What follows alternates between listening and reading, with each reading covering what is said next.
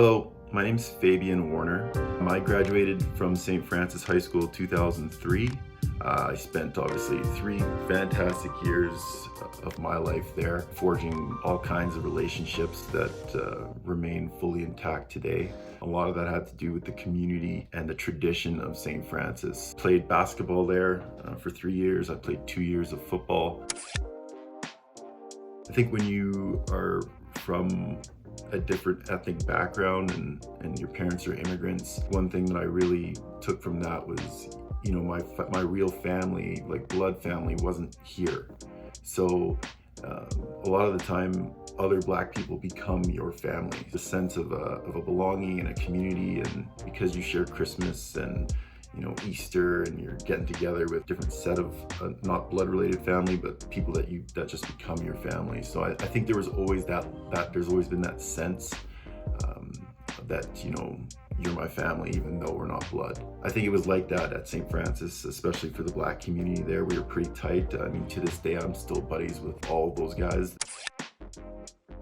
I graduated from my marketing diploma as well as a petroleum, land and Menz certificate.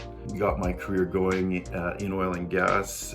Worked as a rentals administrator, and during that time I was actually volunteering a lot at my company, and I got to see what the community relations and the Indigenous engagement teams did. So I actually ended up transferring into Indigenous engagement, and I've kind of been doing that strong ever since.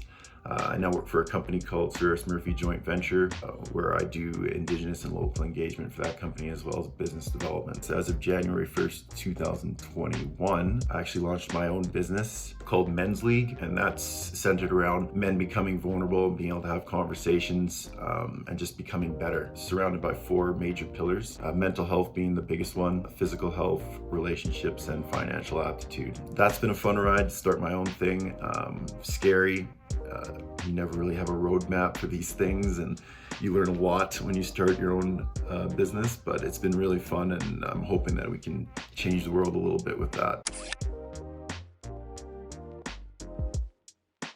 My advice would be this. I think if you look at your own house, you look at your friends, you look at your family, your siblings, your brother, your sister, you grew up in the same home, same rules, same religion, same education, yet you disagree, right? You fought about things.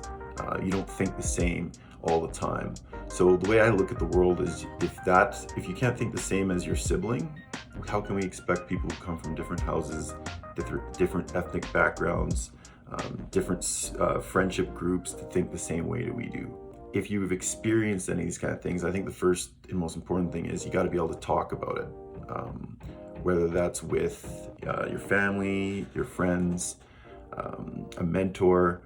It's good to be able to talk about it. Sometimes people who have shared similar experiences can often make you feel like you're not alone. So these types of things do happen, unfortunately, and I think the good thing for us is the world is starting to move into the direction where that kind of stuff is just becoming more and more unacceptable. So I guess my advice is that you're not alone, and reach out and talk to somebody.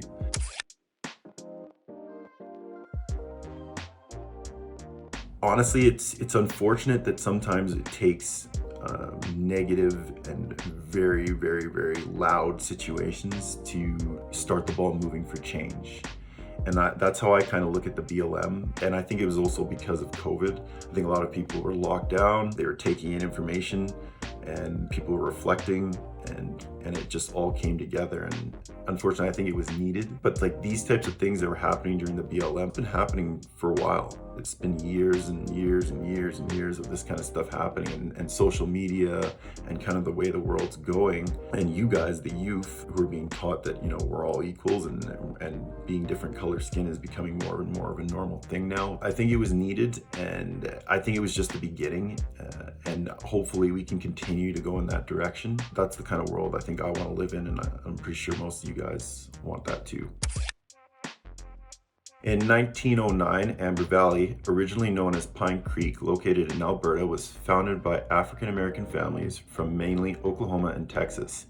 They seek the life away from segregation, racial hostility, and violence happening in the US from Jim Crow's law. Canada's government began to call for people to settle in the prairies in the early 20th century.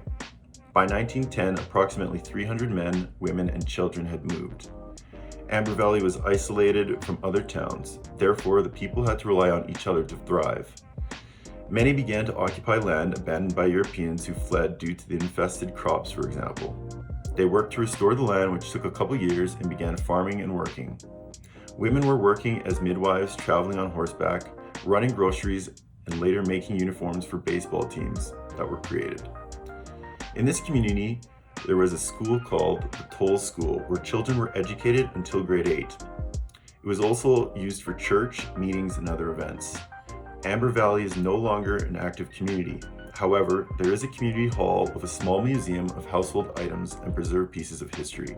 I want to thank you guys again for giving me the time to come back and share a little bit with the Francis community. You guys are the new wave, and I know you guys are going to do great things.